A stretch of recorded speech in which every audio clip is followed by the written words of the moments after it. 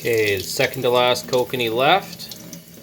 We are using the back of our fillet knife to descale the kokanee.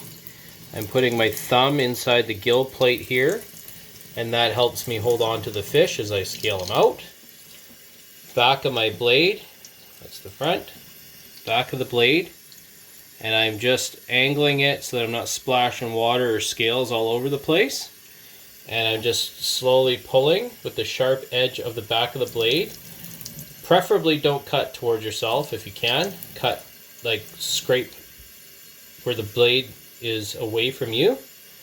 So you just scrape, and then when you need to get the scales away, you just put it under the water and it just kind of washes away. So you start off just by holding the head. Once you get to the middle of the fish, then you can move it and you can just keep scraping down the body of the fish. Now, is this the safest way to descale a kokanee? Probably not. I do have a knife in my hand, but it works for me. Just be really careful that you're keeping that blade away from your fingers, and you're just scraping away with the back of your knife blade. You don't have to get all the scales off. The more the better. It helps for a cleaner fillet when you're done. Give it one more scrape. Now you're going to flip it over. And do the same with the other side. Finger in the gill plate, push down, gives you a pretty good grip. And then you're just going to scrape with that sharp part of the back of your fillet knife. Not the blade itself, but the back. And it comes off pretty quick. Just scrape away. Go on one side of the fins. Go on the other side of the fins. And just work your way around this fish so you can get the most amount of scales off. You don't have to descale kokanee. The scales on these fish are actually intact pretty good. If they do start falling off, I will descale them. But for this batch, we are descaling every fish we have. And that's what you're left with.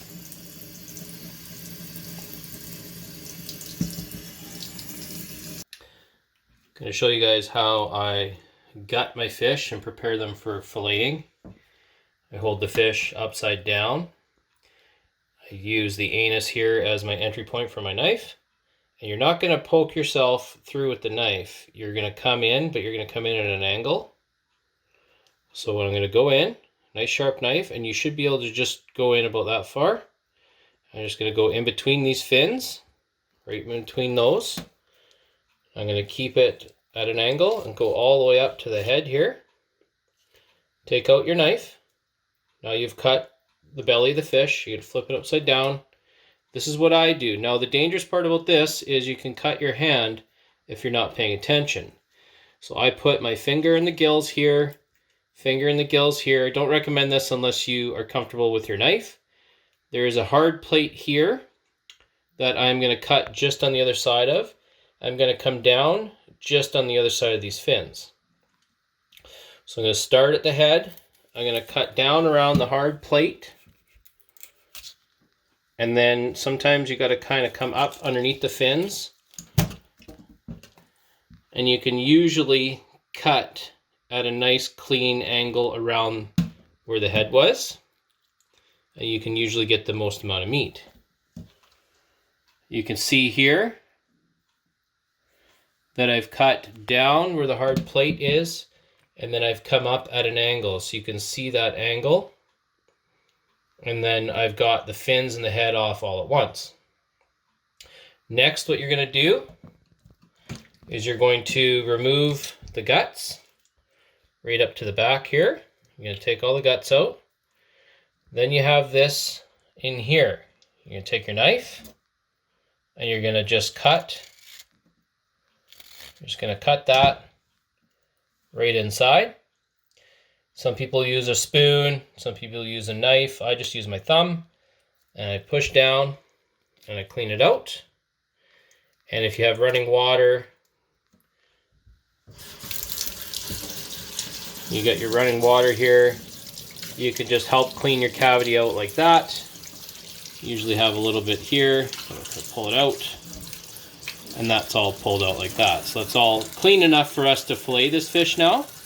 So now we're gonna take this over to our fillet away fish mat. This is a beautiful fillet mat, and it works really well for us. So I like to cut away from myself first. I'm gonna find the bone here, the backbone, and I'm going to be cutting on this side here, and then I'm going to flip it over to the other side. The fillet away fish mat, it holds your fish in place. Sometimes they will slide around, so you got to be careful. Now I'm going to come along the backbone very slowly, pushing down at an angle, and I come all the way down the backbone, and I'm going to come out the tail. Okay. Now you have your two fillets. So this one will just slide off to the side for now. We'll deal with that on our cutting board. The fillet away fish mat is only for filleting. You do not want to be cutting on this. You will cut into these silicone nubs and you will destroy your fillet away fish mat. So now I will, as you push down on this fish, it will actually grab, I don't know if you can see it on this one, you can't quite see it. It'll actually grab onto this and hold your fish in place very easily. So we're going to put this down. We're going to push down with a little bit of pressure. And again, we're going to come down the backbone with our knife. We're going to fillet all the way down and out. And it's that easy. So you've got your three pieces. This will go in the garbage. We're going to take this over to our cutting board. And what we're going to do is we're just going to get on the underside of the rib bones here. And we're just going to kind of keep upward pressure. We're going to keep this knife tilted up. And we're going to kind of move up and all the way down to the belly. And same with here. And same with here. So you can usually feel if you've missed any rib bones. I haven't. And I like to just cut straight. I prefer to cut the belly off. Some people leave the belly on. Now I'm going to flip it around. And I'm going to do the top. So you have your dorsal fin here. There's a couple bones right in here. And I usually trim off this fat on the very top, if you can see that. So I usually trim a little bit of the fat if it does have some off. And then I come in underneath those bones where the dorsal fin is, and I just cut away the dorsal. And then there you go. So that's one fillet. You can clean it up a little bit more if you wanted. You could just kind of very carefully cut this off. The whole idea is to save as much meat as you can. And that is one kokanee fillet. Place it on the plate.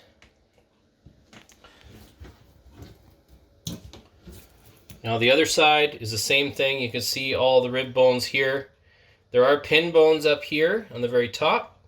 We don't worry about the pin bones. When you cook them, when you smoke them, you actually don't feel these pin bones. They're totally fine to eat. They're not going to hurt you.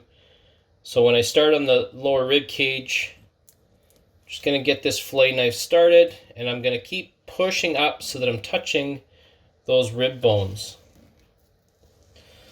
Right down to the belly. And again, I'm just going to cut. And that's that. And you can see here, I don't need to cut anything else. So it's a perfect fillet of kokanee.